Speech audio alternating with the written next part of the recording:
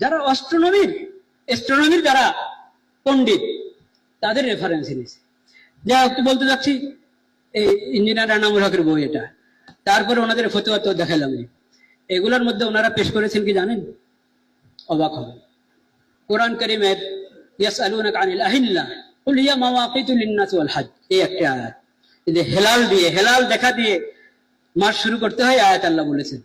নবী করিম সাল্লাল্লাহু আলাইহি ওয়াসাল্লাম এই আয়াতের উদ্ধৃতি দিয়েছেন উম্মতকে যখন হেলাল সম্পর্কে মাসালা বলেছেন, ইন্নাল্লাহা জাআলা লাকুমুল আহিল্লাতা মাওয়াকিত ফাসুমু লিরুয়াতিহি ওয়া আফতিরু লিরুয়াতিহি। আল্লাহ তাআলা হেলালকে তোমাদের জন্য মিকাত বানিয়েছেন, কাজে তোমরা হেলাল দেখে রোজা শুরু করো, হেলাল দেখে রোজা শেষ করো, ঈদ করো। এই আয়াতের উদ্ধৃতি দিয়েছেন। কিন্তু তারা এই আয়াতকে বিকৃত করে। নবীদের ব্যাখ্যা, আয়াতের স্বাভাবিক ব্যাখ্যা, পূর্বাপর হিসেবে যে ব্যাখ্যা 1400-1450 বছর পর্যন্ত মনীষীরা যে ব্যাখ্যা বলেছেন, এই ব্যাখ্যা তাদের পছন্দ হয় নাই। তাদের মধ্যে যারা মাওলানা, তারা এনামুল হক সাহেবকে গুরু বানিয়েছে। কি সে বলে যে ইয়াসআলুনাকা আনিল আহিল্লা, এটার মধ্যে নাকি বলা হয়েছে চান্দ্রমাস শুরু করতে অমাবস্যা থেকে। তা তো নাউজুবিল্লাহ বললেন না, বুঝেন না, খেয়াল করেন না কিছু। ইন্নালিল্লাহ বলেছেন। হ্যাঁ, একটা হলো হেলালের বিপরীত হলো অমাবস্যা। অমাবস্যা শেষ হলে হেলাল শুরু হয় নাকি? আপনারা জানেন না নাকি? হ্যাঁ, অমাবস্যার পরে হেলাল। তো হেলাল কি ঘটনাটা কোথায় শুনেন? ইংরেজিতে হেলালের একটা অনুবাদ হলো কি? নিউমুন।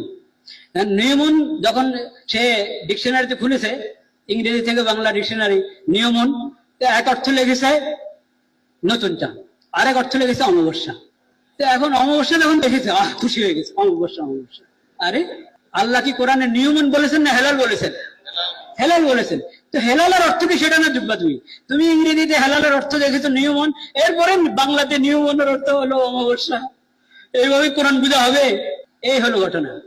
অথচ হেলালের তর্জমাতে, অনুবাদে যে নিউমন বলা হয়েছে, ওটা হলো কিসেন মন হেলাল, ওটা অমাবস্যার অর্থ নিউমন না। এইভাবে কোরআনের আয়াতকে বিকৃত করে দিয়েছে। আলিফ আতর ব্যবহার করুন, সুগন্ধিতে নিজেকে সতেজ রাখুন। এখন বলে অমাবস্যা থেকে মাস শুরু হবে। আবার বলে যখন দেখা দেওয়া সম্ভব।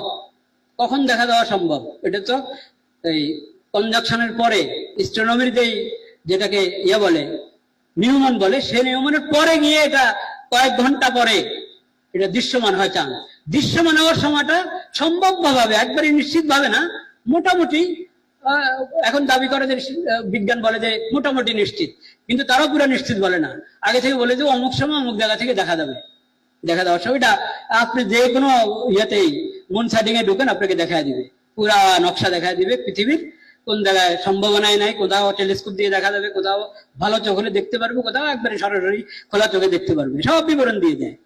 ওরা বলে যে এটা এভাবে ক্যালেন্ডার তৈরি করো, এই লোনার ক্যালেন্ডার দিয়ে মাস শুরু হবে। তো এখন একবার বলে নিয়মন দিয়ে, মানে অমাবস্যা দিয়ে, আরেকবার বলে লোনার ক্যালেন্ডার দিয়ে। দলিল তো এই আয়াতে বলে দুনো কথার দলিল, বলেন একে আয়াত দুনো কথার দলিল। আচ্ছা, এরপরে বলে না পৃথিবীর সর্বপ্রথম দেখা, ওটা সবার জন্য ফরজ। আচ্ছা, দলিল তো এই আয়াত, এটা দলিল, কথা শেষে নেই। এরপরে বলে মক্কা মুকাররমে হেলালের ফাঁসলা গুলো, ওটাকে পুরা বিশ্বের জন্য মানদণ্ড ধরতে হবে। দলিল তো এই আয়াত। সুবহানাল্লাহ। এগুলা কি কোরআন সুন্নাহর অনুসরণ না তামাশা? ওরা বলে যে এগুলো সব স্পষ্ট নাকি আয়াতের মধ্যে আছে। তো সব কথা কিভাবে স্পষ্ট হয়? এটাও স্পষ্ট, ওটাও স্পষ্ট। এবং ফামান শাহিদা মিনকুম শাহরা ফালিয়াসুমের মধ্যে নাকি এটাই বলা হয়েছে।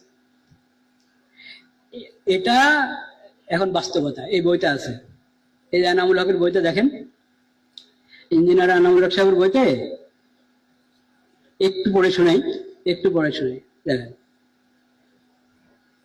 পবিত্র কোরআনের হুকুম, নতুন চাঁদের হিসাব করে চান্দ্রপঞ্জিকার সাহায্যে সওম পালন করতে হবে। বলেন না নাউজুবিল্লাহ। কোরআনের হুকুম কোন আয়াতে, কোন পারায়, কোন সূরায়? চন্দ্রপঞ্জিকা না পেলে রাসূলুল্লাহ সাল্লাল্লাহু আলাইহি ওয়াসাল্লামের কওলি হাদিস অনুসারে নতুন চাঁদ দেখে সওম পালন করতে হবে। ঠিক কোন কওলি হাদিস ওরা বলছে সামনে। নতুন চাঁদ নিয়ে মতভেদ না করে রাসূলুল্লাহ সাল্লাল্লাহু আলাইহি ওয়াসাল্লামের ফেলি হাদিস অনুযায়ী আসবাকুর রুয়া, অর্থাৎ প্রথম দেখা হিসেবে আমল করতে হবে।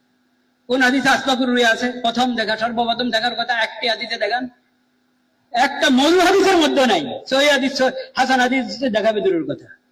কিন্তু সেই উদ্ধৃতি দিয়েছেন ওই ভদ্রলোক, উনি বলছেন আর নতুন চাঁদের হিসাবের মাধ্যমে আবার নতুন চাঁদ নিয়ে বিতর্ক না করে আসবাকুর রুয়া বা প্রথম দেখা এর হিসাবে শ্রম পালন করতে হবে, কারণ ফরজ রোজা ছাড়া যাবে না।